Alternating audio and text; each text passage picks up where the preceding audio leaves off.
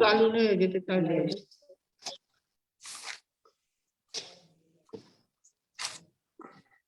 ले सगाने होगा 9 बज गए ना।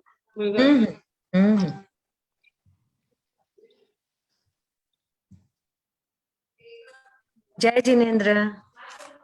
Varthaman education and research institute की तरफ से आप सभी का उत्तराध्ययन सूत्र के सम्यक व पराक्रम के अध्ययन तथा विवेचन प्रोग्राम में बहुत बहुत स्वागत है।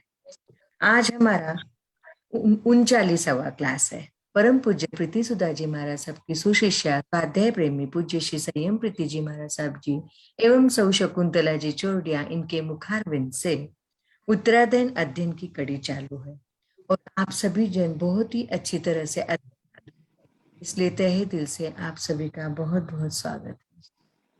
संयम प्रीति जी महाराज साहब जी एक साथ मथेन वंदना में भावपूर्वक वंदना में श्रद्धा पूर्वक मथेन वंदना में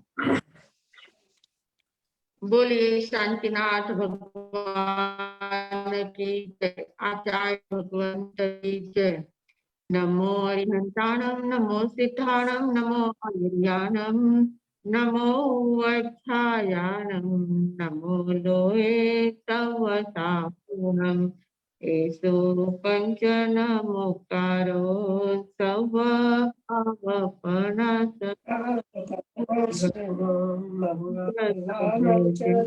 परमं हवै मंगलम् हवै मंगलम्। गुरु जी महाराज आपकी आज्ञा।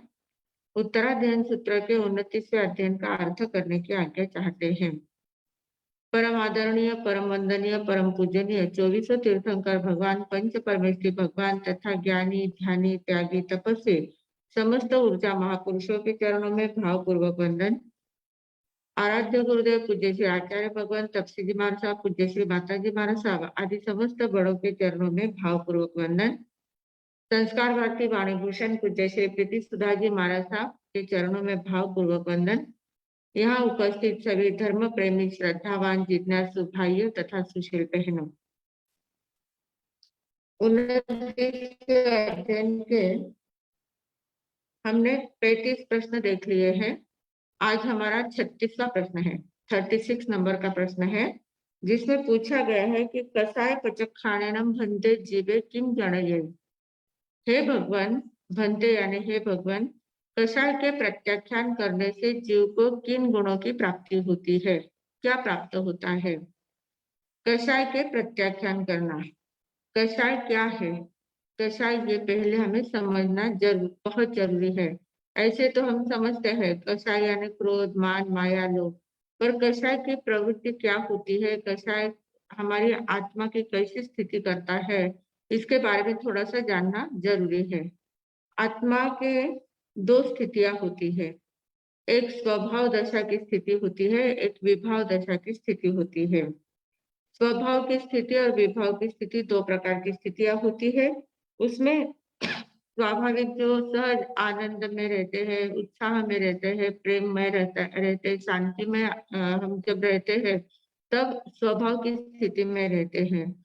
और जिस समय उद्विग्नता में रहते हैं, क्रोध में रहते हैं, अहंकार में रहते हैं, कपट करने की भावना में रहते हैं, लोभ करने की भावना में रहते हैं, लोभ की भावना जागृत होती है, माया की भावना जागृत होती है, तो उस समय हम विभाव दशा में रहते हैं। विभाव यानी क्या, विकृत भाव, विकृत भाव होता है, जो हमारा नहीं है, पर है, दूसरा है। स्वभाव यानी स्वयं का भाव जो होता है वो स्वभाव होता है, और विभाव यानी दूसरों का विकृत भाव है, जो हमारा नहीं है पर हमारे पास रहता है, उसको विभाव कहते हैं। ऐसी विभाव दशा जब होती है तो आत्मा की स्थिति एकदम अलग हो जाती है। विभाव दशा में आत्मा की स्थिति अज्ञानमय होती है और स्वभाव दशा में ज्ञानमय हो जाती है, ज्ञान की स्थिति हो जाती है। तो जो विभाव दशा है, विभाव दशा को ही हम कषाय कहते हैं। विभाव दशा में रहने के बाद हमारा मतलब हमारी जो आत्मा है, उस आत्मा की अवस्था एकदम अलग टाइप की हो जाती है। जैसे पानी जो होता है ना, पानी का स्वभाव शीतलता है, ठंडक पहुंचाना, ये ठंडा रहना और ठंडक पहुंचाना ये पानी का स्वभाव होता है।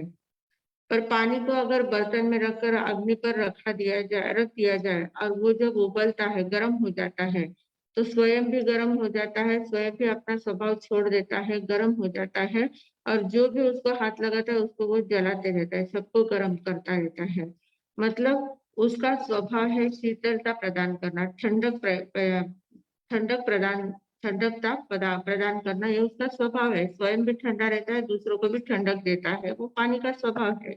पर जब वो विभाव में चला जाता है, अग्नि उसको विभाव दशा में ले जाती है। अग्नि ये विपरीत दशा है पानी के लिए, तो ये विभाव दशा में उसको ले जाती है। और जब विभाव दशा में जाता है तो उसका ठंडक शीतल स्वभाव जो था वो गर्म स्वभाव हो जाता है और गर्म होने के कारण से स्वयं भी जलता है, औरों को भी जलाता है। और जब जैसे ही अग्नि को अगर निकाला जाए उसके पास से, अग्नि से उसको दूर रखा जाए, तो वो थोड़ी देर में अपने आप ठंडा वापिस अपने स्वभाव में आ जाता है, वापिस वो शीतल हो जाता है। ठीक हमारे आत्मा की भी ऐसी ही अवस्था होती है। आत्म हमारे यहाँ परिभाषा आती है, स्वभाव की परिभाषा आती है, धर्म की परिभाषा जब आती है तो उसमें कहा जाता है वत्थु सहाओ धम्मो। वत्थु सहाओ धम्मो ये परिभाषा आती है। तो वत्थु सहाओ धम्मो का अर्थ क्या होता है? वस्तु का स्वभाव में रहना, स्वभाव की अवस्थिति में रहना, उसको धर्म कहते हैं। स्वभाव में रहना उसको धर्म कहते हैं। वस्तु का स्वभाव धर्म नहीं है, स्वभाव में रहना ये धर्म होता है। और जब वस्तु स्वभाव में रही, वस्तु यानी द्रव्य, जो भी द्रव्य है वो अपने स्वभाव में रहा तो फिर वो धर्म है, और विभाव में चला जाता है तो अधर्म हो जाता है। तो वस्तु का स्वभाव में रहना ये धर्म है। तो आत्मा का स्वभाव क्या है? आत्मा का स्वभाव है ज्ञान, दर्शन, चारित्र, आनंद, वीर्य, सुख, ये सारे आत्मा के स्वभाव है। इन स्वभाव में जब आत्मा रहती है तब तो वो स्वभाव है। इन गुणों में जो आत्मा रहती है तो वो स्वभाव में है और वो धर्ममय होती है। पर जब वो क्रोध, मान, माया, राग, द्वेष, क्लेश, लोभ इसमें अगर पड़ जाती है तो फिर वो विभाव दशा में चली जाती है। तो इस विभाव दशा को ही कषाय कहते हैं। तो कषाय का क्या अर्थ होता है? कषाय क्या है कि जो आत्मा को क्लेशित करती है, कलुषित करती है, आत्मा को कषैला बना देती है, आत्मा के ऐसे मानसिक भाव तैयार कर देती है कि जो क्लेशमय हो, रागमय हो, द्वेषमय हो, क्रोधमय हो, इस प्रकार के भाव, मानसिक भाव तैयार कर देते हैं, उनको कषाय कहते हैं। तो ये कषाय की अवस्था, जब तक कषाय की अवस्था में रहती है आत्मा, तब तक वो दुख में रहती है, दुख का अनुभव करती रहती है। देखिए आप कषाय में कभी भी कोई भी रहा तो कभी सुखी नहीं रहता है। बहुत गुस्सा आता है तो गुस्से में आदमी सुखी होता है क्या? गुस्से में आदमी स्वयं भी दुखी होता है, औरों को भी दुख देता है। अहंकार में अकड़ के जब चलता है तो वो सुखी नहीं रहता है, उस समय भी अंदर से वो दुखी ही रहता है, इसलिए तो अपने अकड़ बताता जाता है। तो अकड़ भी बताना तो भी वो दुख में रहता है, औरों को भी दुखी बनाता जाता है। तो इस प्रकार कषाय में जब आत्मा रहती है तो वो दुख में रहती है। और ये जो कषाय जो है, ये क्या है? जन्म मरण की अंतरहित परंपरा चलाने वाली है। जब तक कषाय है तब तक हमारा जन्म मरण ये परंपरा चलती ही रहेगी, हम संसार में परिभ्रमण करते ही रहते हैं। कषाय के कारण संसार में हमारा परिभ्रमण सतत होता जाता है। और काषाय जो आवरण है, कषाय का जो आवरण होता है, उस आवरण के अंदर शुद्ध आत्मा रहती है। ऊपर कषाय का आवरण है, कर्मों का आवरण है, कर्म विभाव का आवरण है, कषाय का आवरण है, और कषाय के आवरण के नीचे शुद्ध आत्मा का स्वरूप है, शुद्ध स्वरूप की आत्मा हमारी विराजमान है। पर ये कषाय जो है वो उस शुद्ध स्वरूप का बोध होने नहीं देती है, स्वयं का बोध होने नहीं देती है। कषाय का ये मुख्य काम होता है, वो कभी स्वयं का बोध होने नहीं देते, स्वबोध से हमें दूर रखती है, पर में ही अटकाती रहती है। ऐसी कषाय की अवस्था होती है। और कषाय के कारण और क्या होता है? कषाय मतलब क्रोध वगैरह होता जो है, तो क्रुद्धो सत्यम शीलम विनयम हणिज्जा। क्रुद्ध यानी क्रोध क्या करता है? सत्यम यानी सत्य को, शीलम यानी आचरण को, चारित्र को, शील को, और विनयम यानी विनय को, हणिज्जा यानी नष्ट करता है। मतलब क्रोध जो होता है वो सत्य, आचरण और विनय, विनय नम्रता, इन बातों का वो हनन करती जाती है। तो कसाई जो होती है ये इस प्रकार से हमारा नुकसान करती जाती है, आत्मा को पर में अटकाती जाती है, पर में भटकाती जाती है और मराठी परंपरा को बढ़ाने का काम करती रहती है। ऐसी ये कसाई होती है। तो इस कसाई को अगर हमें कम करना है, कसाई के प्रत्याख्यान लेना है। कसाय पचक खाणेनं भन्ते जीवे किम जनई। कसाय के प्रत्याख्यान करने से जीव को क्या लाभ होता है, क्या फायदा होता है? तो कहा कि कसाय पचक खाणेनं वियराग भावम जनयई। कसाय के प्रत्याख्यान करने से वितराग भाव जागृत होते हैं और वियराग भाव परिवर्णनम जीवे समसुह दुखे भयी। और वितराग भाव जब जागृत हो जाते हैं तो वितराग भाव से जो जीव होता है वो कैसी भी परिस्थिति उसके सामने आए उसमें सुख दुख को समान रूप से जानता है। सम सुख दुखे भवई, सुख और दुख दोनों अवस्थाओं को समान रूप से वे समभाव से भोगते हैं। तो कषाय जब हमारी कम हो जाती है तो कषाय कम होने के कारण से वितराग अवस्था प्राप्त हो जाती है। तो कषाय को कम कैसे किया जाता है? तो दशवैकालिक सूत्र में कहा गया है, दशवैकालिक सूत्र का 8वां अध्याय जो है उसमें 39वीं गाथा है। उसमें कहा है उवसमेनं हने को हम मानम मद्दवयाजिने मायम च अजगम भावेन लोभम संतोषोजिने। मतलब उवसमेनं हने को हम, उपशम से क्रोध को शांत किया जाता है, क्रोध को नष्ट किया जाता है, क्रोध से दूर हुआ जाता है। उवसमेनम यानी शांत भाव से।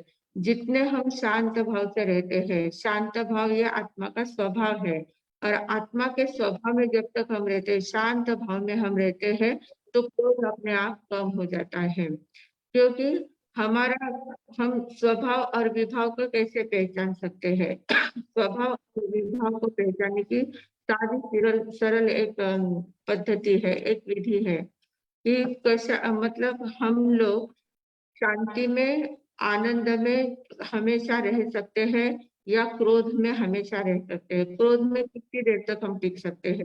क्रोध जब आता है, क्रोध जब जागृत होता है तो दिन भर क्रोध में नहीं रह सकते। पूरे दिन पूरा रात क्रोध में नहीं रह सकते हैं।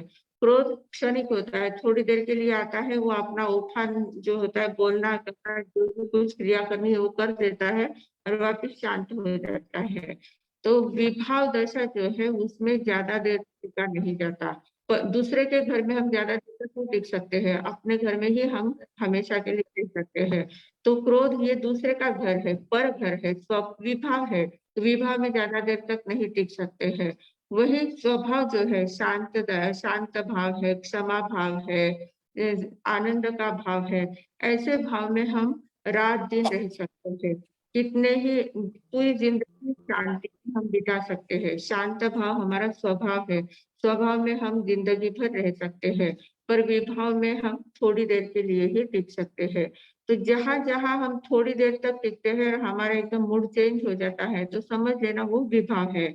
और जो हमारा स्थायी भाव है, जो हमेशा हम जिन भाव में रहते हैं, वो भाव हमारा स्वभाव कहलाता है। तो उव समेणम हणे को हम, क्रोध को उपशांत भाव से, शांत भाव से, क्षमा के भाव से जीता जाता है। क्रोध पर अगर विजय मिलानी है तो शांत भाव की, शांतता की साधना करनी है। कैसा भी प्रसंग आया, अंतर की शांति को ढलने नहीं देना है, तुरंत उद्विग्न नहीं होना है, तुरंत उछलना नहीं है। कोई भी प्रसंग सामने बन जाए तो तुरंत हमें गर्म नहीं होना है, समझ लेना है कि ये अभी विभाव दशा को जागरूक कराने वाला प्रसंग है, तो इसमें मुझे विभाव में नहीं जाना है, मुझे अपने स्वभाव में रहना है। ये बार बार याद दिलाते रहेंगे तो अपने आप हम शांति की साधना जैसे जैसे हमारी बढ़ती जाएगी वैसा वैसा क्रोध हमारा अपने आप कम होता जाएगा। तो उव समेणम हणे को हम मानम मध्यवया जीने, मानम यानी अहंकार, अहंकार जो भाव है, अहम भाव जो है, तो अहंकार को मध्यवया जिने, मध्यवया यानी मार्दव भाव से, नम्रता से, विनम्रता से हम अहंकार को जीत सकते हैं। अहंकार जब हमारे अंदर जागृत होता है ना, तो उस समय हम अकड़ जाते हैं, एकदम अपने आप को बड़ा समझने लगते हैं, बाकी सभी को तुच्छ समझने लगते हैं। मैं मतलब इतना ज्ञानी हूँ, मैं इतना धनवान हूँ, मेरे पास सब कुछ है, मेरी इतनी शक्ति है, मैं इतना सुंदर हूँ। किसी भी बात का अहंकार आ सकता है। जो भी चीजें हमारे पास है, उन चीजों का अहंकार आ जाता है। पर ये बात हमें ध्यान में नहीं आती है कि जिस धन का हम अहंकार करते हैं, जिस रूप का हम अहंकार करते हैं, जिस पद प्रतिष्ठा का अहंकार करते हैं, जिस ज्ञान का हम अहंकार करते हैं, तो वो सारा क्या है? पर है। ये जो सारे जो चीजें हैं, ये सारा पर चीजें हैं। धन पर है, पद प्रतिष्ठा पर है, रूप जो शरीर है वो भी पर है, शरीर का सौंदर्य है वो भी पर है, बाकी जो परिवार है, जो कुल खानदान है, वो सारा पर है। और उस पर को पर के साथ हमारा संयोग हुआ है सिर्फ, और उस सहयोग के कारण से हम तुरंत उसके मालिक बन जाते हैं और उसमें हम अहंकार के भाव हमारे मन में जागरूक कर लेते हैं। मतलब तुरंत हम विभाव में चले जाते हैं। ये सब को पर के रूप में हमें देखना आना चाहिए। पर वस्तु पर ही है और मैं ही हूँ। मैं एकदम अलग हूँ, ये बाकी सब अलग है। इस प्रकार का भेद ज्ञान कर लेना है, और भेद ज्ञान करके बाकी कितनी भी चीजें, दो चीजें मेरे पास ज्यादा रही तो क्या, कम रही तो क्या, दो चीजें ज्यादा पड़ गई, उपज हमारी बढ़ती जाएगी। उपज जब बढ़ जाती है तो फिर बिना काम का संग्रह भी बढ़ जाता है, और संग्रह के साथ अहंकार की भी पुष्टि होती है। तो उपधि प्रत्याख्यान कल हमने देखा था, वही प्रत्यक्षाने न बनते। तो उपधियां जितने भी हम कम करते जाएंगे, जितने जितने उनके पहचान लेते जाएंगे, जितने हम अनासक्त भाव से रहने लग जाएंगे, तो अपने आप अहंकार भी कम होता जाएगा। तो अहंकार को कम करने के लिए विनय नम्रता की साधना करनी है। और जो बाह्य चीजें हैं उनको बाह्य रूप समझकर उनको उनके ऊपर अपनी जो मालकियत होती है, जो आसक्ति होती है, जो हम हक जताते हैं, ये मेरी चीज है, ये मेरा है, ये मेरा है, मेरेपन का जहां जहां ममत्व भाव हम जोड़ते जाते हैं, उसको कम करना है। मेरा कुछ नहीं है, ये सब कब मेरी आंखें बंद हो जाएगी और सब ये यहीं पर पड़ा रहेगा, मेरे साथ कुछ आने वाला है नहीं, मैं अकेला हूँ। इसके निमित्त से सिर्फ जो बांधूंगा वह कर्म ही मेरे साथ आने वाले हैं। इसके निमित्त जो आसक्ति मेरी बढ़ती जाएगी, और आसक्ति के कारण मैं क्रोध करूंगा, अहंकार करूंगा, कपट करूंगा, लोभ करूंगा, तो इनके कारण से जो कर्म बंद होंगे वो कर्म सिर्फ मेरे साथ आने वाले हैं, बाकी ये चीजें मेरे साथ आने वाली नहीं है। ऐसी समझ बराबर हमें ले लेना है, ध्यान में लेना है। और ऐसी समझ जब आ जाती है तो अपने आप अहंकार कम होने लग जाता है। तो मानव मध्यवया जी ने मान को, अहंकार को मार्दव भाव से, विनम्रता के भाव से, मृदु भाव से, मृदु स्वभाव से जीतना चाहिए। फिर मायम च अज्जवम भावेनम, मायम माया जो कपट भाव है, तो अंदर एक रखना, बाहर एक रखना, ये जो भाव होते हैं, छिपाना, सबसे सबके पास से कुछ ना कुछ छिपाते रहना। छिपाने की जो आदत होती है वो बहुत बुरी आदत होती है। तो उसके कारण से बिना काम के कर्म बंद होते हैं। सब खुला रखा तो क्या फर्क पड़ता है। हमारा जीवन ऐसे खुली किताब जैसा होना चाहिए, अंदर एक बाहर एक नहीं होना चाहिए। अंदर एक बाहर एक रहा तो उसमें बहुत ज्यादा कपट, माया कपट तो होता ही है। और माया कपट के साथ बहुत असत्य की बात, असत्य का सहारा लेना पड़ता है, चोरी का सहारा लेना पड़ता है, बहुत सारी बातें उसमें आ जाती है। तो ये सब एक एक जो कषाय होती है वो अपना पूरा परिवार साथ में लेके आती है। जो कषाय हमारी जागृत होती है, एक कषाय भी जागृत रही तो अपना पूरे परिवार को साथ में लेके आती है। एक माया के भाव अगर जागृत हुए तो माया तुरंत हमें अहंकार को भी लेके आएगी, क्रोध को भी लेके आएगी, लोभ को भी लेके आएगी, सभी को, राग द्वेष सभी को साथ में लेके आती है। तो ऐसी ये कषाय होती है। तो इसको, अब माया को अगर हमें जीतना है तो उसमें माया को जीतने के लिए आर्जव भाव, मायम से अजब भावेन, अजब मतलब आर्द्रव भाव। आर्द्रव भाव मतलब क्या है? सरलता से, सरलता से माया को जीतना चाहिए। सरल भाव, जितने हम सरल बनेंगे, जितने नम्र बनेंगे, उतने हम तो क्रोध, मान, माया, लोभ पर विजय मिला सकते हैं। और लोभम संतोषो जिन्हें, लोभ को ऊपर अगर विजय मिलानी है तो क्या, कौन सी वृत्ति लानी है? संतोष वृत्ति लानी है। संतोषी वृत्ति अगर हमारी रही तो हमें किसी प्रकार का लोभ जागृत नहीं होता है। हमारी लालसा क्यों जागृत होती है? असंतोष रहता है मन में। जितना भी मिला उसमें हमें समाधान नहीं रहता है। थोड़ा मिला तो और ज्यादा की अपेक्षा रहती है, ज्यादा मिला तो और ज्यादा की अपेक्षा रहती है। कितना भी मिला तो हमें संतोष होता नहीं है और संतोष न होने के कारण से लोभ संज्ञा हमारी बढ़ती जाती है। तो लोभ संज्ञा को कंट्रोल करना है तो संतोषी वृत्ति को अपनाना पड़ेगा। संतोषी वृत्ति जितनी हमारी अपने पास होगी, जितना हम संतोष को धारण करेंगे, उतना लोभ हमारा कम होगा। जितना है उतना पर्याप्त है, जितना प्राप्त है उतना पर्याप्त है, इससे ज्यादा की अपेक्षा नहीं है। इस प्रकार की भावना जब तक हमारी नहीं बनती है, तब तक हम लोभ पर विजय नहीं मिला सकते हैं। तो ये चारों कषाय जो होती है, ये चारों कषाय कैसी होती है? इन चारों कषाय के कारण से आत्मा विभाव में जाता है और इन कषायों को जीतना है, कषाय के प्रत्याख्यान लेना है। कषाय के प्रत्याख्यान लेना है मतलब क्या? सिर्फ ऐसे पचका ले ले कि आज मैं दिन भर क्रोध नहीं करूंगा तो तुरंत हमारा क्रोध रुक जाएगा, ऐसा नहीं होगा। इनको सिर्फ पचकान लेने से नहीं रोका जा सकता, इनको समझकर इनके ऊपर विजय मिलानी होती है। क्रोध के ऊपर विजय मिलानी है तो पहले शांत स्वभाव की शांति की साधना करनी पड़ेगी।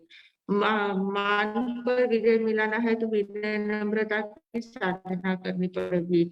माया पर विजय मिलाना है तो सरलता की साधना करनी पड़ेगी। लोभ पर विजय मिलाना है तो संतोष वृत्ति की साधना करनी पड़ेगी।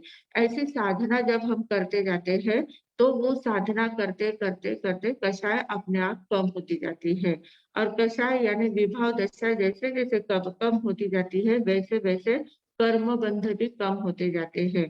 कर्म बंध कम हुए तो हमारी आत्मा वितराग अवस्था की ओर बढ़ने लगती है। वितरागता हमारे जीवन में उतरती है और वितराग भाव जैसे ही जीवन में उतर गया तो हमें कैसा भी प्रसंग सामने आए तो ना सुख की अनुभूति होती है ना दुख की अनुभूति होती है। हर प्रसंग में हम समभाव से रहते हैं, शांति से रहते हैं। हर प्रसंग को फेस करने के लिए अपने आंतरिक शक्ति को लगाते हैं और आंतरिक आनंद के साथ हर प्रसंग को हम फेस कर सकते हैं। ऐसी अवस्था हमारी होती है। तो ये कषाय पर विजय मिलाना बहुत जरूरी होता है। कहते हैं कि बाह्य क्रियाएं जो हम करते हैं दीक्षा ली है या सामयिक आप लोग श्रावक व्रत स्वीकार करते हैं, सामयिक प्रतिक्रमण आदि सभी कुछ करते हैं। तो ये जो क्रियाएं करते हैं तो वो क्रियाएं उन क्रियाओं में बहुत ज्यादा उलझने की जरूरत नहीं होती है। क्रियाएं थोड़ी बहुत कम ज्यादा हुई तो चलता है, पर क्रियाओं का परिणाम क्या आता है? क्रिया करने के बाद हमारे अंदर अहंकार की जागृति होती है या क्रोध की जागृति होती है या माया की जागृति होती है या लोभ की जागृति होती है। कौन सी कषाय हमारी जागृत हो रही है? क्योंकि हम जब क्रिया करते, जैसे आप लोग सामयिक लेके बैठे हैं, सामयिक एक साधना है, साधना में बैठे हैं, क्रिया कर रहे हैं सामयिक की, पर सामयिक की क्रिया करते समय एक छोटा बच्चा आ गया और आपको छू गया, आपके संगठा उसने कर लिया। तो हमारी बहनें जो होती है ना, स्थानक में हम लोग स्थानक में बहनें आती है, माइक लेके बैठती है। अगर किसी का छोटा बच्चा आ जाता है तो इतना ऊधम मचे, अरे उस बच्चे को संभालो, बच्चे को संभालो, बच्चे को संभालो, उसने संगठा कर दिया, संगठा कर दिया, इतना ज्यादा आवाज करती है, इतना ज्यादा गुस्सा करती है। किसी ने अगर छू लिया बच्चे ने तो बाप रे बाप, इतना ज्यादा क्रोध उनको आ जाता है। तो ये सामयिक की साधना है क्या? ठीक है, वो बच्चा तो ना समझता, वो छुआ भी तो उसमें इतना कोई बहुत बड़ा दोष नहीं लग गया, पर उसके कारण से तुमने जो क्रोध उत्पन्न किया, तुम्हारे मन में जो अशांति पैदा हो गई, जो क्रोध पैदा हुआ, उसके कारण से कर्म बंध ज्यादा हुए। सामयिक की साधना तो गई कहा, पर उसके कारण से बहुत ज्यादा कर्म बंध कर लिए। तो जो भी क्रिया करते हैं, क्रिया करते समय हमें ये ध्यान में रखना है कि क्रिया करते समय हमारे मन में बहुत अहंकार आ रहा है क्या? क्रोध हमारा जागृत हो रहा है क्या? कुछ माया के भाव जागृत हो रहे हैं क्या? करते कम है, ज्यादा बताते ज्यादा है, ऐसा कुछ है क्या? अंदर भाव तो अलग है और ऊपर दिखावा हमारा अलग होता है, ऐसे भाव है क्या? ऐसी क्रिया कर रहे हैं क्या? हमें ही अपना निरीक्षण करना है। कोई कहेगा नहीं, किसी को आपके अंदर के भाव थोड़ी पता चलता है। अंदर के भाव तो हमें ही अपने पता चलते हैं। तो अंदर के भावों को देखकर हमें क्रिया करनी है। क्रिया थोड़ी बहुत कम ज्यादा हुई तो कोई फर्क नहीं पड़ता है, पर क्रिया करने के कारण से कषाय की अगर जागृति होती है तो वो क्रिया किसी भी काम की नहीं है, वो क्रिया कर्म बंध की हेतु बनती है। और वही क्रिया कम की है पर समभाव की साधना की है, समता भाव की साधना की है, शांति की साधना की है, सरलता नम्रता की साधना की है, संतोषी वृत्ति की साधना की है, तो वो क्रिया न करते हुए भी आप वितराग दशा तक पहुंच सकते हैं। तो इतनी बड़ी ये कषाय प्रत्याख्यान की बात होती है। कषाय प्रत्याख्यान पर विजय मिलाने के बाद अंतर के स्वभाव की जागृति होती है। स्वभाव में हम रममाण करने लगते हैं, अपने स्वभाव से परिचित होते हैं। कषाय के प्रत्याख्यान लेने से मतलब कषाय कम करने से हम अंतर के स्वभाव से परिचित होते हैं और स्वभाव में रमण करने की आदत हमें लग जाती है। तो इतना फायदा हमें कषाय के प्रत्याख्यान लेने से होता है। कषाय युक्त जो क्रिया होती है ना, कषाय युक्त क्रिया अगर करते हैं तो वो क्रिया अधर्म है। कषाय युक्त क्रिया की जाती है तो वो क्रिया अधर्म कहलाती है और कषाय मुक्त क्रिया की जाती है तो वो धर्म कहलाती है। क्रिया नहीं करना ऐसा नहीं है, क्रिया करना है, पर क्रिया करते समय उसके पीछे कषाय मुक्त अवस्था होनी चाहिए। तो कषाय मुक्त क्रिया धर्म है और कषाय युक्त क्रिया अधर्म है। ये बात एकदम बराबर ध्यान में लेना है। तो हमें क्रिया करते समय कैसे करना है वो ध्यान में लेना है। हम लोग सिर्फ ऊपर का आचरण देखते जाते हैं, साधु संतों का भी ऊपर का आचरण देखते हैं और ऊपर के आचरण से हम अंदाजा लगा लेते हैं कि ये एकदम बिल्कुल क्रिया पात्र नहीं है, बिल्कुल क्रिया नहीं कर मानते हैं, क्रिया नहीं पालते हैं। और वो देखो वो कितना क्रिया पालते हैं, कितना एकदम कितने मैले कपड़े पहनते हैं, कैसे रहते हैं, इतना आचरण पालते हैं। तो ये ऊपर का वेश देखकर हम तुरंत अंदाज लगा लेते हैं, पर अंतर के भाव हम नहीं जानते हैं। बहुत ज्यादा क्रिया पाती जो होते हैं वे अंदर से इतने कषाय से भरे हुए हो सकते हैं कि उसके कारण से बहुत राग द्वेष निर्माण करते हैं और बहुत कर्म बंध करते हैं। और जो ऊपर से क्रिया नहीं पाते हैं पर अंदर से भी इतने निर्मल है कि इतने इतने शांत भाव से स्वभाव में रहने वाले हैं, क्रिया कर्म से कषाय से मुक्त अवस्था में जीने वाले होते हैं। तो हो सकता है, ऐसा भी हो सकता है, पर हम लोग उस अंतर की भावनाओं को नहीं जान पाते हैं और ऊपर की भावनाओं को, ऊपर की क्रियाओं को देखकर हम तुरंत अंदाजा लगा लेते हैं। तो ये बात एकदम गलत है। हमें ऐसा किसी को भी देखकर तुरंत अपना अंदाज नहीं लगाना चाहिए। उनके साथ बातचीत करके उनके अंतर के भावों को जानने का प्रयास करना चाहिए। तो ये कषाय मुक्त अवस्था से क्या फायदा होता है वो हमने देखा है कि कषाय पचक्षाणेन भद्दे जीवे किम जनयेत्। कषाय के प्रत्याख्यान करने से वितराग भाव जागृत होते हैं, वियराग भावम जनये, वितराग भाव जागृत होते हैं और वियराग संपन्नयनम जीवे समसुह दुखे भवई। वितराग भाव जिसमें जागृत हो जाते हैं तो वो फिर समसुह दुखे, सुख और दुख में समान भाव से वे रहते हैं, ऐसी अवस्था उनकी आ जाती है। तो ये हुआ हमारा 36वां सूत्र। अब है 37, 37वां सूत्र है योग पचक्षाणेनम भन्ते जीवे किम जनयति। योग के प्रत्याख्यान करने से जीव को क्या लाभ होता है। अब योग जो है अभी वर्तमान में हम देखेंगे तो योग शब्द बहुत चर्चित है, बहुत चर्चित शब्द है। योग जहां वहां देखो योग की साधना की जाती है, योगा के टीचर बनते हैं, इतने ज्यादा बड़े बड़े टीचर बनते हैं और इतनी ज्यादा योगा का प्रस्ताव भी चालू है। हमारे जो प्रधानमंत्री जी है उन्होंने तो 21 जून को योग दिवस के नाम से ही घोषित किया हुआ है। तो योग ये शारीरिक क्रियाएं जो करनी है और शारीरिक स्वास्थ्य प्राप्त करने के लिए की जाने वाली क्रियाएं योग क्रियाएं है, ये योगिक प्रक्रिया है। तो ये इसमें योगी बन सकते हैं, बहुत बड़े बड़े योगी बनते हैं और योगी बनकर अंतर की बहुत सारी साधनाएं करते हैं और साधना करके शरीर का भी स्वास्थ्य लाभ करते हैं और आत्मा की भी प्रगति करते, आत्म गुणों को भी प्रकट करने का काम कर सकते हैं। तो ये योगिक क्रियाएं होती है और योग बहुत चलते हैं। ऐसे पतंजलि ने भी कहा है कि योग के अलग अलग अर्थ होते हैं। योग शब्द जो है उसके शब्द बहुत अलग अलग अर्थ होते हैं। पतंजलि ने अपने महर्षि पतंजलि जो होके गए हैं, उन्होंने अपने पातंजलि योग में लिखा है कि योगस चित्त वृत्ति निरोधः। मतलब योग क्या है?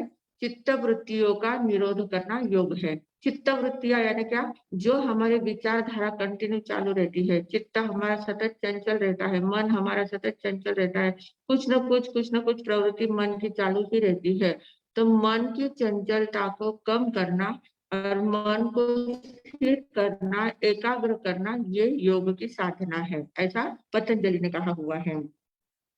फिर किसी ने कहा है कि युज्यते असौ योगः, जिससे जोड़ा जा सकता है, जो युक्त करे अर्थात जोड़े, वह योग कहलाता है। जो दो वस्तुओं को जोड़ने का काम करता है उसको योग कहते हैं, उसको भी योग कहा जाता है। फिर अपने मतलब जो आत्मा से परमात्मा को जोड़ना है, आत्मा को परमात्मा से जोड़ने का काम करता है, वो भी योग कहलाता है। दो चीजों को जोड़ने का जो काम करता है उसको योग कहते हैं। फिर हमारे शास्त्रों में भी शब्द आता है, शास्त्रों की भी परिभाषा आती है कि जोगो मन वयन काय संभुदो, यानी जो आत्मा को संसार से या अध्यात्म से जोड़े, आत्मा को दोनों ओर जोड़ सकता है। योग जो होता है वो योग आत्मा को संसार से भी जोड़ सकता है या अध्यात्म से भी जोड़ सकता है, कहीं पर भी जोड़ने का काम योग करता है। इस प्रकार योग ये बहुत प्रकार के अर्थ इसके हो सकते हैं, पर हमें यहाँ जो लेना है, योग पचखानेनम भन्ते जीवे किम जने, योग के प्रत्याख्यान से जीव को क्या लाभ होता है। तो यहाँ कौन सा योग लिया गया है? हम लोगों ने बहुत बार योग की परिभाषा की है। मन वचन काया के व्यापार को योग कहते हैं। मन से जो विचार करते हैं, चिंतन करते हैं, मनन करते हैं, जो भी भावनाएं निर्माण होती है मन में, तो ये सारे मन की जो चंचलता है, मन का जो व्यापार है, उसको मनोयोग कहते हैं। वचन से जो भी बोलते हैं, सत्य बोलते हैं, असत्य बोलते हैं, कठोर वचन बोलते हैं या मृदु वचन बोलते हैं, अच्छा मीठा बोलते हैं या कड़वा बोलते हैं, जो भी जैसे भी वचन बोलते हैं, वो सारा वचन योग कहलाता है।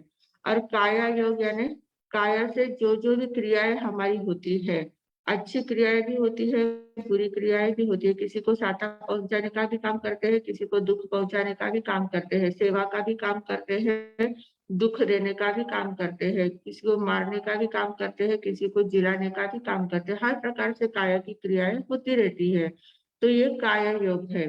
जो भी काया से क्रिया होती है ये काया योग है। तो ये मन वचन काया का व्यापार, ये तो योग है ही, पर ये मन वचन काया यानी क्या है? ये शरीर की अवस्था है।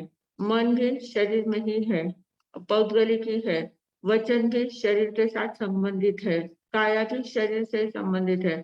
मतलब ये सब पर है, पर में जो व्यापार चल रहा है उसका हमारे साथ योग का आत्मा के साथ क्या संबंध है?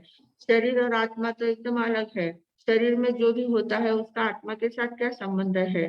तो कहते हैं कि ये जो योग का अर्थ क्या होता है, योग जोड़ने का काम करता है ना, तो मन वचन काया का जो व्यापार होता है, उस व्यापार के कारण से आत्म प्रदेशों में कंपन उत्पन्न होता है।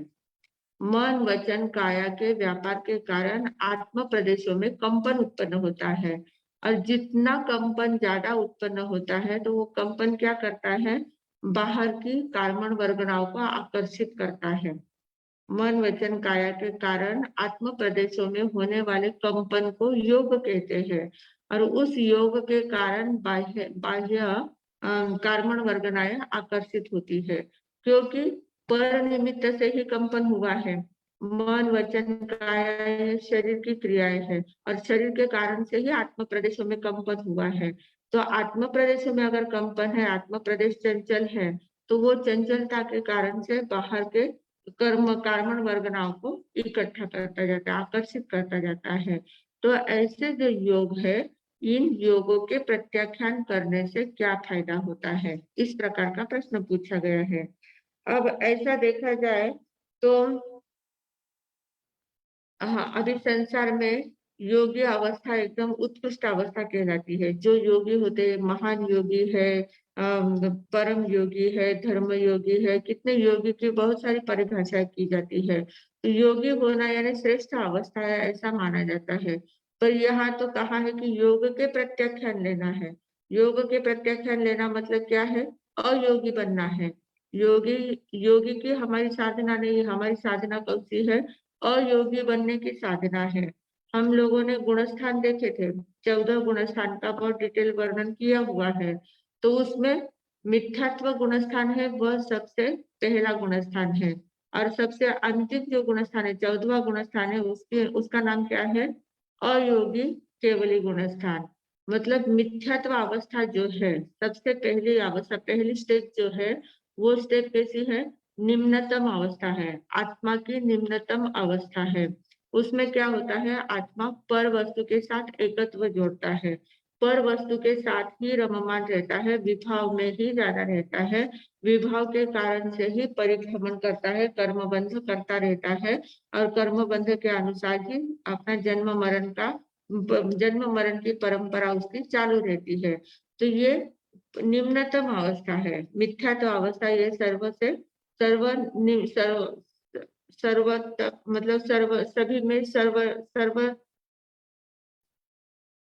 मिथ्यात्व अवस्था एकदम निम्नतम अवस्था कहलाती है। सबसे ज्यादा निम्न अवस्था मिथ्यात्व की अवस्था है।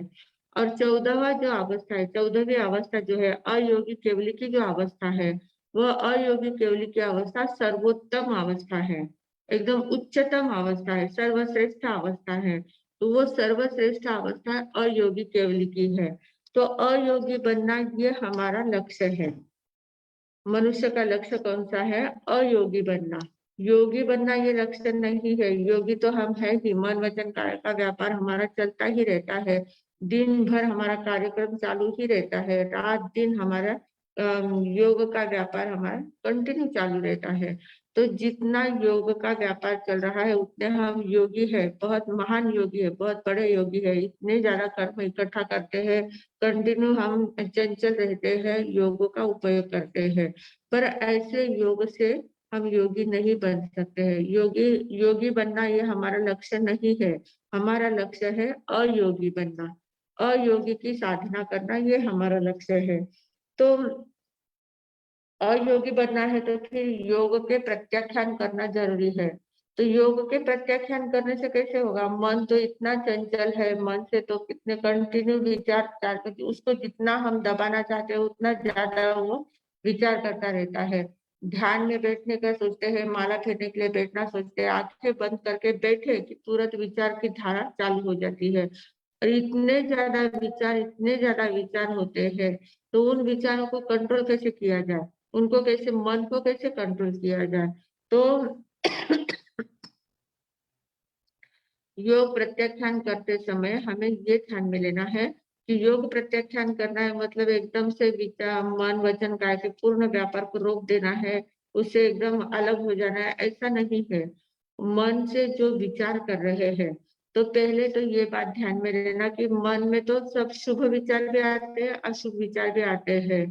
कुछ के कुछ विचार, कहे के कहे विचार आते जाते रहते हैं।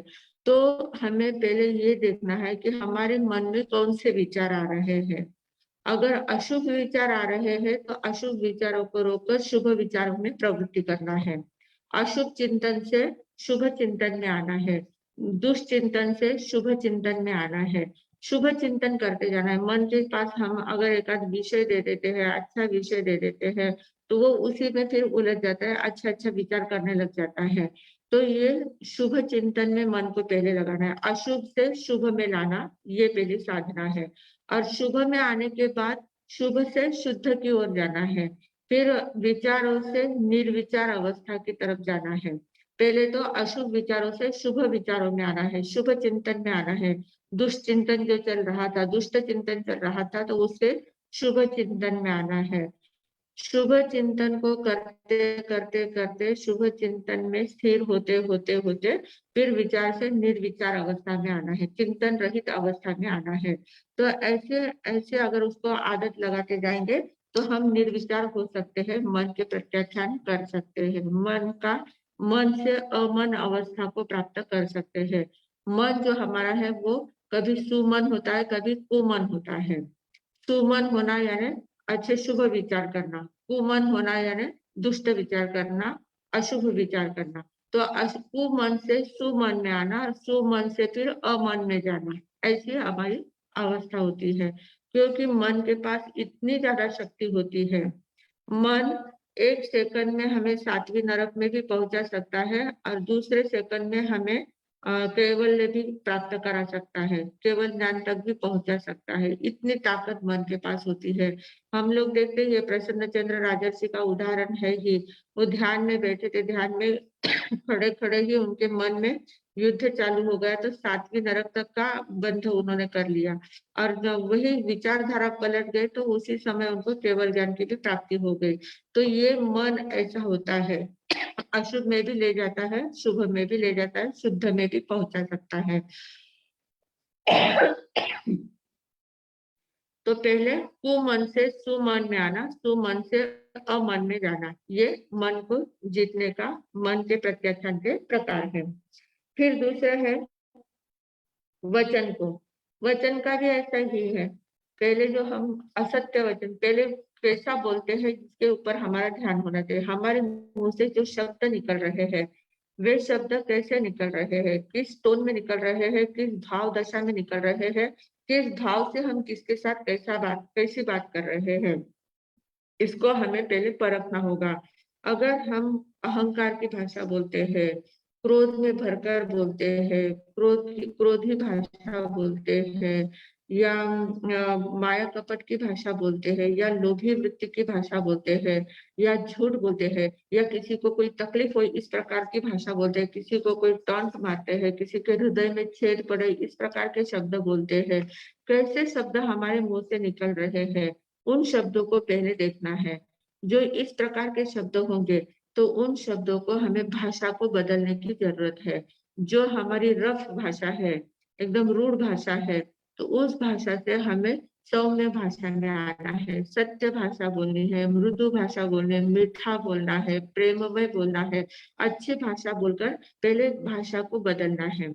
अशुभ भाषा से शुभ भाषा में आना है, दुर्वचनों से सुवचनों में आना है, असत्य से सत्य में आना है। और भाषा को ऐसा परिवर्तन करते करते फिर सत्य वचन बोलते बोलते, मधुर वचन बोलते बोलते फिर निर्वचन होना है। दुर्वचनों से सुवचनों में आना है, सुवचनों से निर्वचन होना है। फिर धीरे धीरे मौन होना है, मौन की साधना करना है। पहले तो बोलते कैसे है वो देखना है। अशुभ बोलते होंगे तो उसको शुभ बोलने में लगाना है, शुभ प्रवृत्ति में लगाना है। और शुभ बोलते बोलते फिर मौन की भाषा में चले जाना, मौन में चले जाना है। बोलना ही नहीं है, किसी भी प्रकार से बहुत ज्यादा बोल बोल करके अपने भाषा वर्गना के पुद्गलों को खर्च करके बिना काम के कर्मों को इकट्ठा करना ही नहीं है। तो मौन में चले जाना है। तो ये साधना करते करते हम वचन योग को साध सकते हैं, वचन योग के प्रत्याख्यान ले सकते हैं। और फिर है काय काय योग के प्रत्याख्यान। देह से हमारी जो क्रियाएं होती है, शरीर से जो जो हमें क्रियाएं करते हैं, तो वो क्रियाएं पहले तो हमें वही वही बात होती है, उसमें भी कौन सी प्रवृत्ति हमारी चल रही है, किस प्रवृत्ति में हम प्रवृत्त हैं। पहले तो देखना है कि दुष्प्रवृत्ति हमारी चल रही है, किसी को तकलीफ देना है, किसी को त्रास देना है, किसी को असाता पहुंचाना है, किसी को बहुत दुखी बनाना है। ऐसे अवस्था, ऐसे अगर क्रियाएं हमारे द्वारा होती है तो उन क्रियाओं से बचकर हमें सत प्रवृत्ति में आना है, दुष्प्रवृत्तियों से सत प्रवृत्तियों में आना है। और फिर सत प्रवृत्ति करते करते सबको साथा देना है, अच्छा वर्तन रखना है, सेवा भाव लाना है, सेवा शुश्रूषा करना है, वयावृत्त करना है, सबको साथा देने का काम करना है। और ये करते करते करते प्रवृत्ति से ही पूरी निवृत्ति ले लेना है, एकदम अकाय योग में चले जाना है, काया योग से निवृत्त हो जाना है। इस प्रकार की साधना करना है। इसको कहते हैं काया योग के प्रत्याख्यान, योग प्रत्याख्यान। तो योग प्रत्याख्यान में पहले दुष्चिंतन से शुभ चिंतन में आना, शुभ चिंतन से अमन अवस्था में चले जाना, चिंतन रहित अवस्था में चले जाना। दुर्वचनों से सुवचनों में आना, सुवचनों के बाद निर्वचन बनना है। और दुष्ट प्रवृत्तियों से सत प्रवृत्ति में आना, सत प्रवृत्तियों से निवृत्त हो जाना है। इस प्रकार की साधना हमारी होनी चाहिए।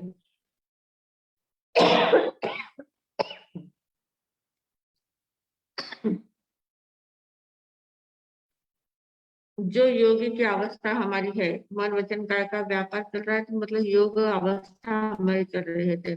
योगी की अवस्था से योग मुक्त अवस्था में जाना है। योग मुक्त अवस्था में जितना हम जल्दी जाएंगे उतने अयोगी अवस्था को प्राप्त कर सकते हैं। और अयोगी गुण स्थान में अगर एक बार चले गए तो फिर हमारे लिए सिद्ध शिला एकदम तैयार ही है। कुछ क्षणों में ही हम सिद्ध शिला में पहुंच सकते हैं। इतनी ज्यादा इससे हमें फायदा होने वाला है। तो क्या कहा कि जोग पचक्षाणेनम भंते जीवे किम जनये, जोग पचक्षाणेनम अजोगतम जनये। जो योग के प्रत्याख्यान लेने के कारण से हम अयोगी बन जाते हैं। अजोगतम जनये यानी अयोगी की अवस्था प्राप्त हो जाती है। मतलब मन वचन काया से संबंधित जो भी व्यापार है वो सारा व्यापार हमारा शांत हो जाता है, स्थिर हो जाता है और हम अयोग्य अवस्था में पहुंच जाते हैं। अयोगिनम जीवे नवम कम्मम न बंधे। अयोग्य अवस्था अगर प्राप्त हो गई, योग मुक्त अवस्था अगर हमारी प्राप्त हो जाती है, तो फिर नए कर्म बंध का सवाल ही नहीं आता है।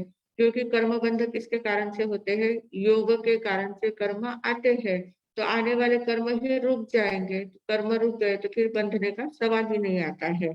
तो नवम कम्मम न बंधई, नए नए कर्मों का बंधन नहीं होता है। और पूर्वबद्धम च नित्यरई, पूर्व में जो बंधे हुए कर्म है उनकी निर्जरा होने लग जाती है। क्योंकि अयोगी अवस्था जितने हम स्थिर अवस्था में आ जाते हैं, मन वचन काय की स्थिरता हमारी जितनी बढ़ने लग जाती है, उतने हम आते हुए कर्म तो रुक जाते हैं, संवर तो हो ही जाता है।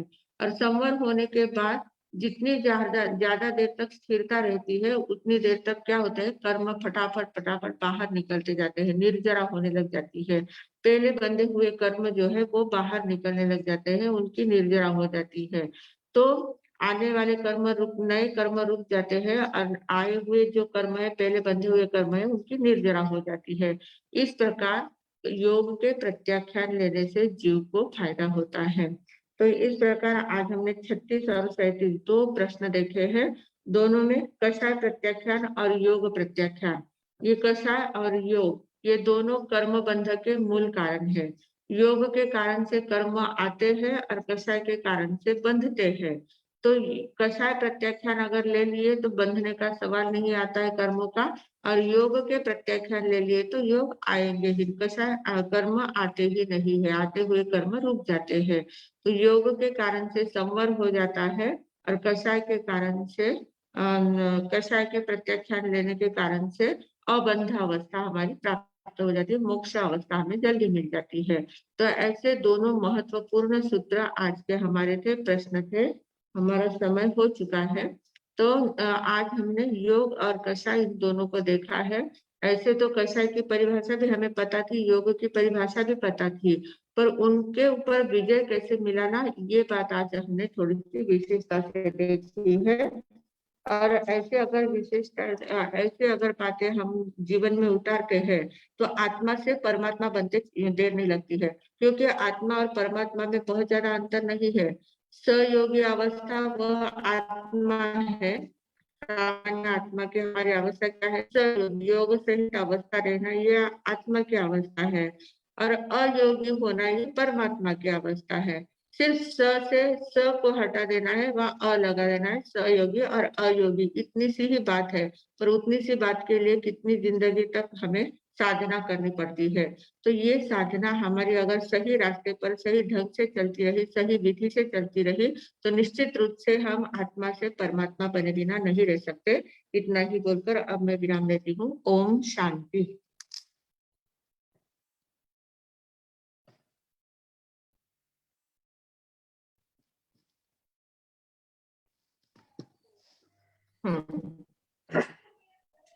मध्यान्ह आवाज आ रही? हाँ आ रही। सम्यक पराक्रम के अध्ययन के माध्यम से जो प्रश्न पूछे गए हैं, तो ये प्रश्न हमें ध्यान साधना की ओर और ध्यान साधना की ओर ले जाते जाते हैं अयोगी केवली तक पहुंचाने का जो हमारा प्रयास है, वो अगर हम समझेंगे तो ही हमारे जीवन में परिवर्तन आएगा।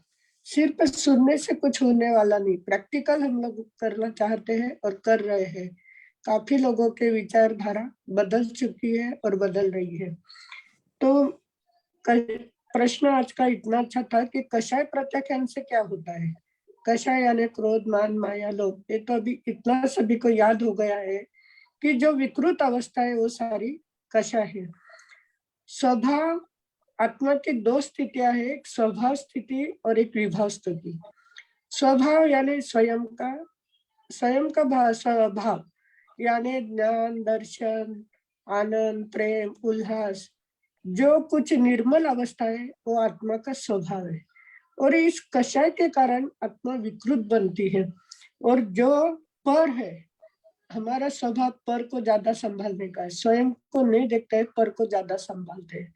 और पर को संभालने के कारण आत्मा कलुषित, कषाय क्या करती है, आत्मा को कलुषित बना देती है। और कषाय में रही हुई आत्मा हमेशा दुखी रहती है। कषाय के आवरण के अंदर जो शुद्ध आत्मा है, वो शुद्ध आत्मा का हमें कषाय बोध होने नहीं देती। सुनते हैं, रोज प्रयास करने का प्रयास चल रहा है सभी का कि ध्यान साधना में जाना, लेकिन अभी हमारे साहब ने बताया कि ध्यान साधना अगर शुरू की तो मन, वचन, काया का व्यापार इतना जोर से शुरू हो जाता है कि मन कहाँ की कहाँ पहुंच जाता है।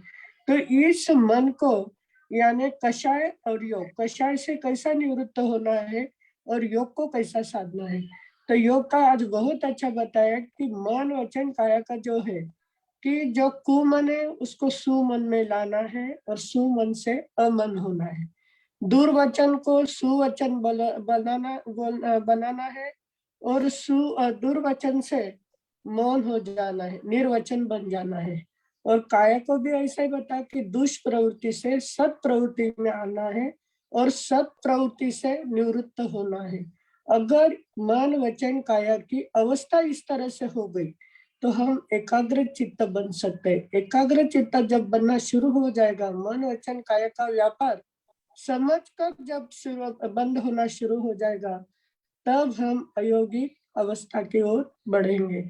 और एक बार अयोगी अवस्था हमारे पास आ गई तो सिद्ध शिला हमारे लिए दूर नहीं है। सिद्ध शिला में पहुंचने का हमारा प्रयास निश्चय में सफल होगा। किस जन्म में होगा, कब होगा, ये मालूम नहीं, लेकिन उस प्रयास में जरूर हम रहेंगे। तो एक ना एक दिन, क्योंकि जो पढ़ाई कर रहे, जो सीख रहे, सभी भव्य आत्मा है, सभी में मोक्ष प्राप्त करने की क्षमता है। उस क्षमता को इस माध्यम से हम बढ़ाने का प्रयास करेंगे। आज के विषय के लिए अब हमारी जो पुनरावृत्ति चली है उसका आज हम थोड़ा विवेचन करेंगे 3 प्रश्न के बारे में। पहला हमें देखना है स्वाध्याय करने से जीव को क्या प्राप्ति होती है। 18वां प्रश्न है स्वाध्याय करने से जीव को क्या प्राप्त होता है। धर्म ध्यान के शिखर पर पहुंचाने का उपाय है स्वाध्याय। स्वाध्याय से अपना अध्ययन करना है। जैसे दर्पण के माध्यम से हम स्वयं को देखते हैं, वैसे स्वाध्याय के माध्यम से स्वयं के आत्मा का निरीक्षण करना है। अगर स्वयं के आत्मा का निरीक्षण करते करते आत्मानुभूति हो गई तो जो हमारे अज्ञान के कारण, जो हमारे आत्म गुणों से हम अनभिज्ञ हैं, स्वाध्याय के कारण हमें उन गुणों के दर्शन होगा। और जब हमें ज्ञानावर्ण्य अपने गुणों का जब दर्शन होने लगा, तब ज्ञानावर्ण्य कर्मों का क्षय होते जाएगा। और ज्ञानावर्ण्य कर्मों का जब क्षय होता है तो आत्मा में रहे हुए ज्ञान को जो जिसने आवृत्त किया था, वो आवरण हटते ही अनंत ज्ञान के आलोक से हम अलौकिक होंगे और हम अलौकिक हो जाते हैं। अतः स्वाध्याय करना साधक के लिए अत्यंत आवश्यक है। और स्वाध्याय भी करनी है, लेकिन सबसे वितरागवाणी ही सर्वोत्तम स्वाध्याय है।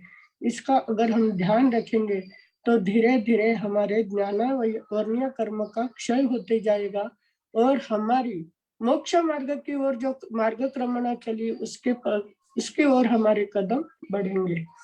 यह स्वाध्याय से फायदा होगा।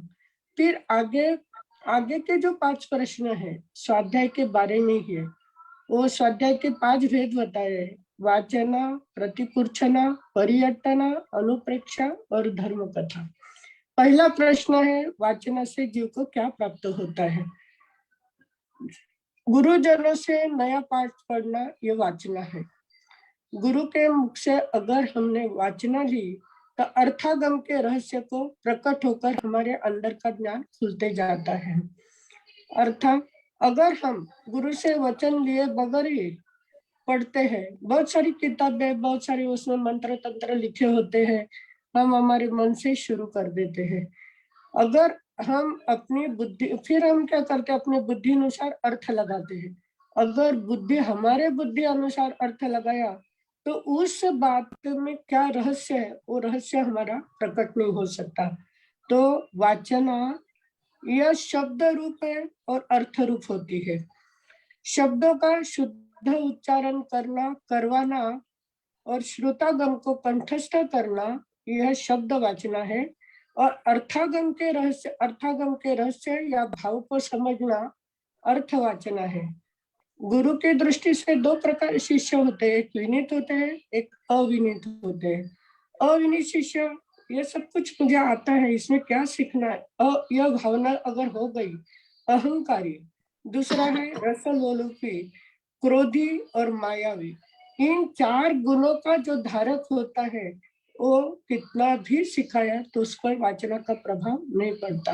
और विनीत शिष्य जो होते हैं तो गुरु भगवंत का आदर करने वाले, गुरु का आदर करने वाले, रसजयी, प्रशांत और सरल स्वभाव वाले, इन चारों बातों से विनीत शिष्य ज्ञान ग्रहण कर सकते हैं। अविनीत पर वाचना का प्रभाव नहीं होता है और विनीत वही बातें इतनी सहजता से प्राप्त कर लेते हैं।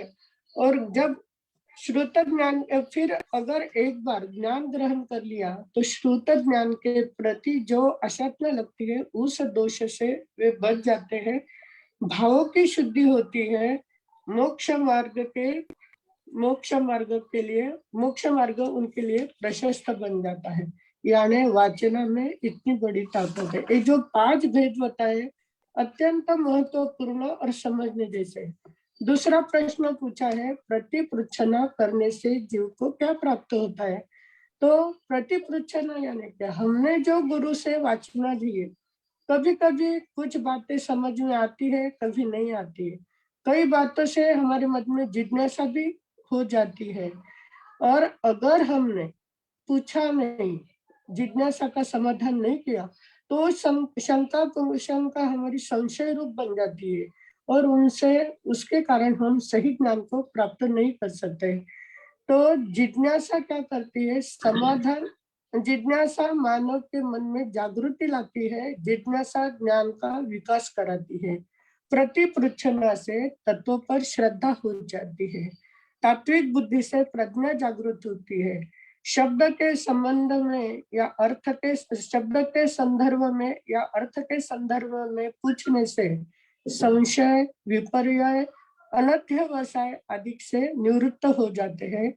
इससे मिथ्यात्व मोहनीयता अर्थात कांक्षा मोहनीय का क्षय होता है और विशेष प्रकार से जानने से विशुद्धि आती है। प्रतिपृच्छना करने से इतनी बड़ी उपलब्धि हमें प्राप्त होती है। तो कोई भी, हम सभी सुन रहे हैं, किसी के मन में कुछ भी शंका आई, कुछ बात नहीं समझी तो चुप नहीं बैठना। अगर आप प्रत्यक्ष पूछ सकते हैं तो अच्छी बात है, नहीं तो आपके लिए दूसरा भी यह है कि आप चैट बॉक्स में डाल सकते हैं, लेकिन मन का समाधान कर लेना। जब तक मन का समाधान नहीं होता तब तक हम सत्य ज्ञान को प्राप्त नहीं कर सकते। इसलिए सभी का यही प्रयास रहना। आज हमने वाचना और प्रतिपुच्छना देखी है, आगे के 3 प्रकार हम कल देखेंगे। इसी मंगल भावना के साथ मैं विराम लेती हूँ।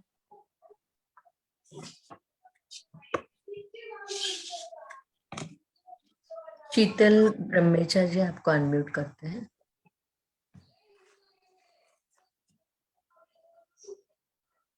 मतेन वंदामी महाराज साहब, हम हाँ। मतलब हम जब कहते हैं कि हम माला फेरते हैं तो मन में विचार आते हैं, तो वैसे ही मौन की अवस्था कैसे होनी चाहिए? मौन यानी सिर्फ आपको चुप बैठना है, या उस समय आपकी अवस्था मौन कैसी होनी चाहिए? मौन की अवस्था तो ऐसी होती है कि मौन यानी मन से विचार भी नहीं करना है। वास्तविक मौन ये होती है। पर हम लोग जो मौन करते हैं वो विचार तो बहुत चलते ही है, पर इतने ज्यादा खोना खाना करते हैं, इतने ज्यादा बोल ऐसे शब्द नहीं बोलते हैं, पर इशारे इतने ज्यादा करते हैं कि वो मौन मौन ही नहीं कहलाती। वास्तव में काष्ठ मौन कही जाती है। आर्य मौन कहते हैं या काष्ठ मौन कहते हैं। उसमें मन चेहरे के ऊपर भाव तक नहीं आने चाहिए। किसी प्रकार के विचार तो नहीं, पर चेहरे पर भाव तक नहीं आने चाहिए। इस प्रकार की वो मौन होती है। वैसे मौन करने की आदत डालनी है।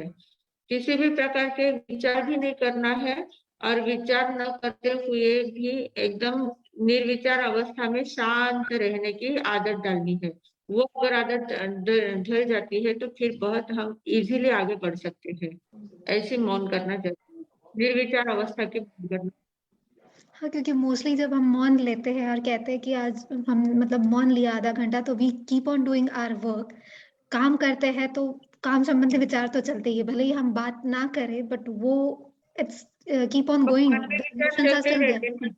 हाँ, हाँ, मन में विचार चलते रहते हैं, तो वो मन से विचार मतलब मौन आप थोड़ी देर के लिए करो, पर ऐसे मौन करो कि उसमें आपको विचार भी नहीं आए, एकदम शांत, आप स्थिर है, अंदर से स्थिर होना है। मौन करना मतलब अंदर से स्थिर होना है। बाहर से भले क्रिया करते रहो, पर अंदर से एकदम स्थिर होना, ये मौन होती है सच्ची। ओके, थैंक यू महाराज साहब। मतेम वंदामी सुख साता। एक क्वेश्चन है, कुविचार से सुविचार में कैसे जाए? हमारे मन में अगर ऐसे कुविचार चल रहे, मतलब कुविचार यानी क्या, किसी के बारे में बुरा सोच रहे हैं, कुछ उल्टा सीधा विचार दिमाग में आता है ना बहुत ज्यादा। किसी का किसी का कोई प्रसंग हम देख लेते हैं तो तुरंत हम अपने बारे में सोचने लग जाते हैं कि मेरे साथ अगर ऐसा हुआ तो मैं क्या करूंगा।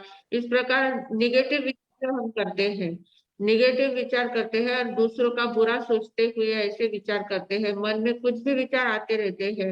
मन के विचार अगर खोलने बैठे तो उसका कोई हिसाब ही नहीं लगा पाएगा, इतने विचार वो हमें ध्यान में आते कि हमारे मन में कैसे विचार आए हैं।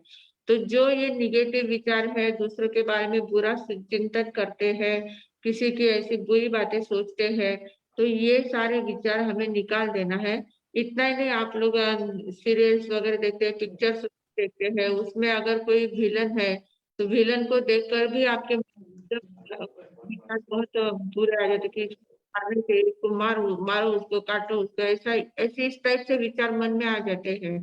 तो ऐसे जब विचार आते हैं तो उस समय उन विचारों को रोकना है और सुविचार करना है, अच्छे विचार करना है। अच्छे विचार यानी तत्व चिंतन के विचार करना है कि मतलब सत्य बातों का चिंतन करना है, अच्छी अच्छी बातों का चिंतन करना है कि मेरा जीवन कैसा है, मैं यहाँ क्यों जन्म लिया है, मेरे जन्म लेने के बाद मेरा लक्ष्य क्या है, मुझे कैसे शांत रहना है, सबके बारे में सबका भला कैसे हो, सबका मंगल कैसे हो, मैं ऐसा क्या करूं कि जिसके कारण से मेरा भी कल्याण हो, औरों का भी कल्याण हो सकता है। अच्छी अच्छी बातों का चिंतन करना है, सबके बारे में अच्छा सोचना है, वो शुभ विचार है। अशुभ विचारों से शुभ विचारों में आना है। और एक क्वेश्चन आया है, सामायिक में मोबाइल टच कर सकते हैं क्या? सेशन अटेंड कर रहे हैं तब म्यूट अनम्यूट करना पड़े तो वॉल्यूम भी कभी कम ज्यादा करना पड़े तो कैसे करें? अब वो उतना आगार रख के करना पड़ता है। आप लोग जो सामयिक करते हैं तो वो आगार रख के करना है। और अगर करना भी पड़े, टच करना भी पड़े, तो उसमें इतना दोष नहीं लगता है। वो टच करने के कारण से आपके मन में अगर उद्विग्नता होती है, मन में अगर कुछ किंतु परंतु आता है तो उससे दोष लगेगा। वो फिर आपके मन में मतलब ये भाव जागृत हो जाएंगे कि अरे मुझे दोष लगा है, मुझे दोष लगा है, वो आर्त ध्यान हो जाएगा। आर्त ध्यान के कारण कर्म बंध हो सकते हैं। अगर करना है, टच कर लिया, तो उसमें कोई इतना दोष नहीं लगता है, इतना कोई ये नहीं है। हम लोग भी तो यूज कर ही रहे ना। मोबाइल को टच करना बहुत बड़ी बात नहीं है। लता जी ललवानी आपका अनम्यूट किया है। लता जी ललवानी।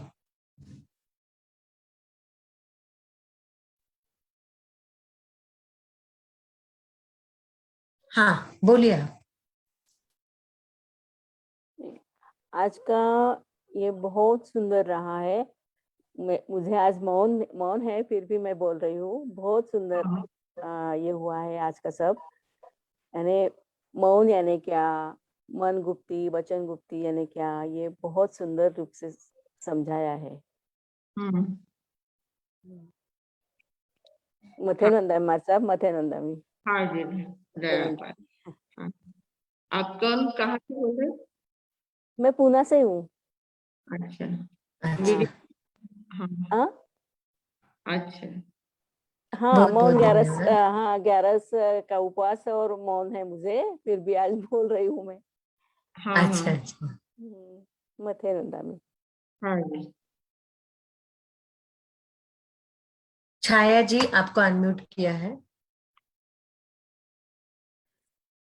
Thank you. मते नंदा मी मारासम. हाँ जी। મને સંતારાબદ્દલ પૂછનો है की सागरी संतारारा नियम कई पाळणा ई म्हणजे दिनभर में आपने लेऊन आशो कधी काम करताना वगैरे तर काम करणं नाही की पचे इसो.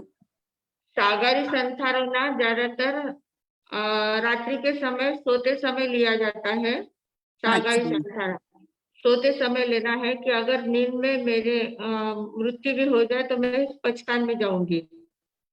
अगर मतलब दिन, हाँ, रात में अगर कुछ हो भी गया कम ज्यादा तो मैं पचकान में जाऊंगी, इस भावना से रात को सोते समय लेते हैं।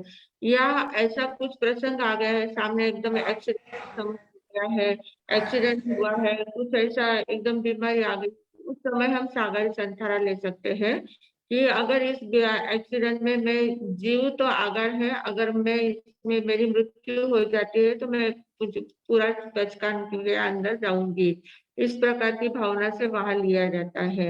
ऐसा कुछ प्रसंग बनता है तब सागरी संथारा लिया जाता है। ऐसे दिन भर के लिए सागरी संथारा नहीं लेते हैं, क्योंकि संथारा लेने के बाद दिन भर का काम नहीं किया जाता है, खाना पीना ये कुछ नहीं चलता है जी, सब सब कुछ छोड़ना पड़ता है। तो रात को सोते समय लेना है या कुछ प्रसंग बने तब लेना है। हाँ, तो दिन भर फिर पचकान ले सकते हैं. दिन भर के 24 के पचकान ले सकते, दिन भर के 24 के पचकान, और शकुताई ने बहुत अच्छा समझाया था आपको कैसे पचकान करना है, दिन भर कैसे घंटे घंटे की जब तक खाते पीते नहीं तब तक. हाँ पूरे ऐसे एक एक घंटे का पचकान ले सकते हैं, दो दो घंटे का पचकान ले सकते हैं, पचकान की अंगूठी डाल के पचकान ले सकते हैं, बहुत प्रकार के पचकान ले सकते हैं। अच्छा, अभी नवकारसी का पचकान चाहिए. नवकारसी और उसके उपरांत जो भी समय होगा उसके पचकान. ओम शांती शांती शांती. सकाळ सूर्योदयापर्यंत नाही खाऊ पिऊ चार पचकान नवकारसी कोरसी प्रमाणे उपेक्षित पचकान योसिरे. मथे नंदा मी सुख साधना. मनगुप्ती और मनदंड में क्या भेद है, ये क्वेश्चन है। मन गुप्ती जो है, मन गुप्ती का अर्थ है मन को गुप्त कर रखना। जैसे अभी हमने कहा ना कि दुष्चिंतन से शुभ चिंतन में आना है, शुभ चिंतन से निर्विचार अवस्था में जाना है। ये जो क्रिया, ये जो विधि करनी है, ये मन गुप्ती का प्रकार है, ये मन गुप्ती का विषय है। और मन दंड यानी क्या, मन के कारण से हम दंडित होते हैं।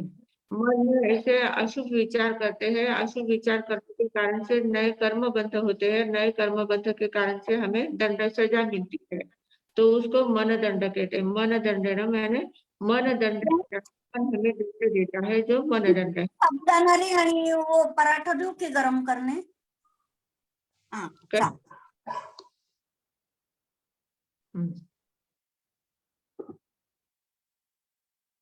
हाँ, और है किसी के प्रश्न?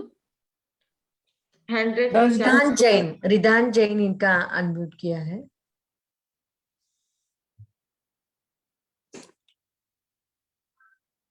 क्या ना 10:15 हो रहे हैं. लास्ट क्वेश्चन है। रिदान जैन आप पूछो, आपको अनम्यूट किया है। क्या कोई? शायद है नहीं। मंजू जैन जोधपुर से है, आपको भी अनम्यूट किया है। मंजू जैन। मथेन वंदा विभाग। हाँ जी बोलो। मरा समय जानना चाहूंगी कि सुविचार लाने के लिए कोई तरह का माला, शुभ विचार ही आए, किसी को भी देखकर भी कुविचार न आए, उसके लिए कोई माला। माला की अपेक्षा उसके लिए सद वाचन करना है, अच्छी अच्छी किताबों का वाचन करना है, और जो भी हम सुनते हैं, जो भी पढ़ते हैं, उसके बारे में चिंतन करना रहता है। उसके बारे में चिंतन करते रहे तो फिर कुविचार हो जाएंगे।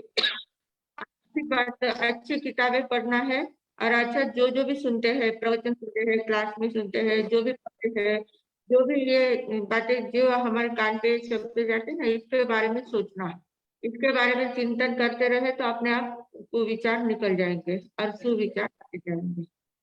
मथेन वंदा में सुख साथ हमारा से। माला नहीं करना, माला फेरने से कुछ नहीं होगा।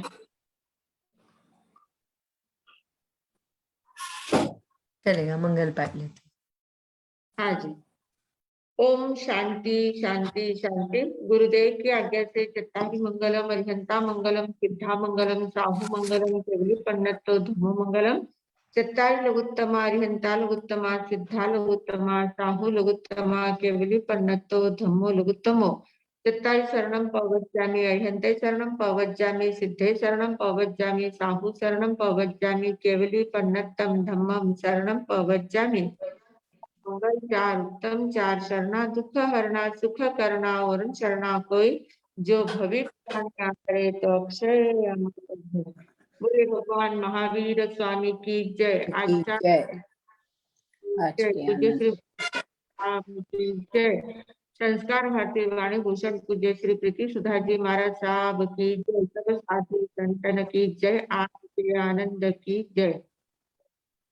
सम्यक दर्शन का मार्ग दिखाने वाले, सम्यक दर्शन की कला सिखाने वाले परम पूज्य संयम प्रीति जी महाराज साहब जी को बहुत बहुत धन्यवाद, आभार आभार आभार।